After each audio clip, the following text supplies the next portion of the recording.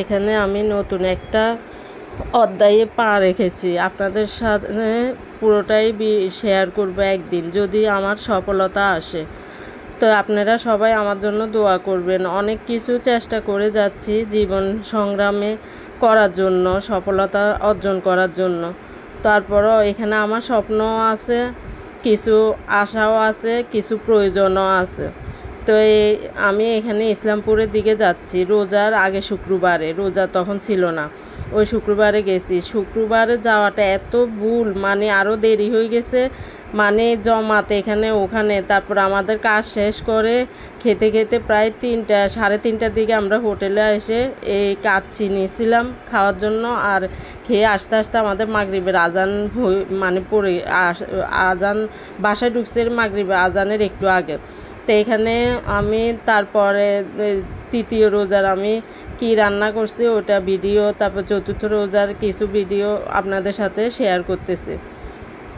তো এইটা কি মাছ জানি আপনাদের বাইয়া আনছে, নারকেলি মাছ বলে, কিন্তু আমার আম্মা বলে নারকেলি মাছের লেজে দিয়ে শক্ত থাকে, কিন্তু এটা শক্ত নাই।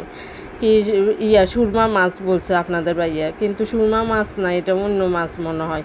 তো এখানে আমি ইলিশ মাছের টুকরা দিয়ে মানে কলা দিয়ে রাঁধতেছি, আনাজি কলা। মাথা আমি কোনো দিনও টুকরা দিয়ে তরকারি রান্না করি না, আমি সবসময় টুকরা দিয়ে আমি মানে ভুনা করি, মাথা আর লেজ দিয়ে। কিন্তু আমাদের মানে কাজের মেয়েটা বলছিল ও ইলিশ মাছের মাথা খেতে মন চায়, তো ওরে মাথা টুকরা সহ লেজ সহ দিয়ে দিছে। আর এই 4 টুকরা ছিল, ওই 4 টুকরা দিয়ে এখন কলা দিয়ে রান্না করতেছি। তো আমি একসাথে সব কিছু দিয়ে হলদের গুঁড়ো, মরিচের গুঁড়ো, সামান্য রসুন, তারপর পেঁয়াজ কুচি, লবণ, পানি, তেল দিয়ে আমি এখানে বসিয়ে দিচ্ছি কষানোর জন্য মাছটাকে। এইভাবে রান্না করে দেখবেন, খেতে ভালোই লাগে। তেল জাল মানে কম লাগে, তেলটা পরিমাণে কম লাগে। আর এখানে আমি ওই মুরগির মাংস, গিলা, কলিজা, ওই গরুর গোস্ত আর কলিজা এগুলো মানে রান্না করে নিচ্ছি লুডুস রান্নার জন্য। বিকেলে ইফতারিতে তখন মানে নুডলসটা রান্না করব এই জন্য। আর এখানে হয়তো আমি কাঁচামরিচটা দিয়ে দিছি, দিয়ে এখন কষানো দিব। কষানো হলে তারপর আমি কলাটা দিয়ে দিব, কলার সাথে আমি আলু একটাও দিছি। আর এখানে এই মাছগুলো নিয়ে নিছে কুটে, এই মাছটা ভুনা করে নিব ভাজি করে।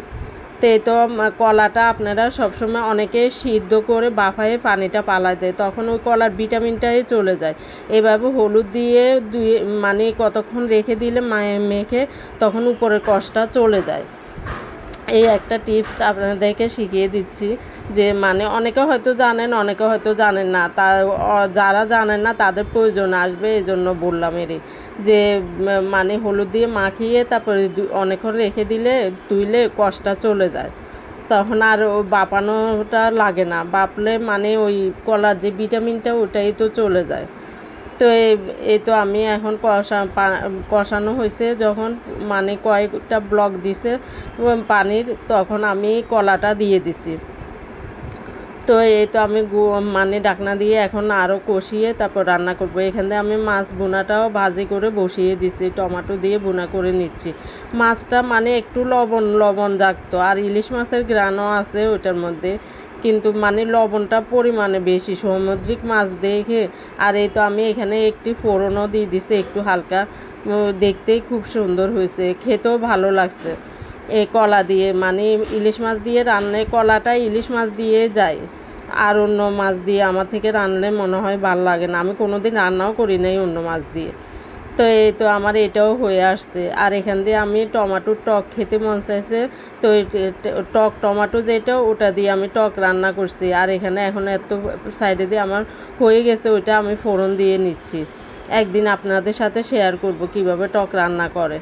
তো এখানে আমি তো আলু সিদ্ধ করে নিয়েছি, পেঁয়াজ কুচি। আর এটা তারপরের দিন এখানে আমি মুরগির পা তারপরে করে নিছি। আর এখানে পাকিস্তানি মোরগ আপনাদের ভাইয়া 10টা নিছিল নিচ থেকে, তো এই একটা এখন ও বলে কিছুই ভাল লাগে না খেতে, তো বলতেছে আমার জন্য ওইটা রান্না করো। আর বাচ্চারা ওই মোরগ খেতে চায় না, তখন ওদের জন্য ব্রয়লার মোরগ ভিজিয়েছি আর ওই একটা আপনাদের ভাইয়া আর আমার জন্য মানে সেরির জন্য রান্না করে নিচ্ছি। এখান থেকে আপনাদের ভাইয়া ইফতারের জন্য বড়ি নিয়ে আসছে। বড়ি দেখলে মন্ত্রীর কথা মনে পড়ে যায়, হাসি লাগে যে খেজুরের বদলে বড়ি খেতে। তো আজকে এই পর্যন্ত, আল্লাহ হাফেজ।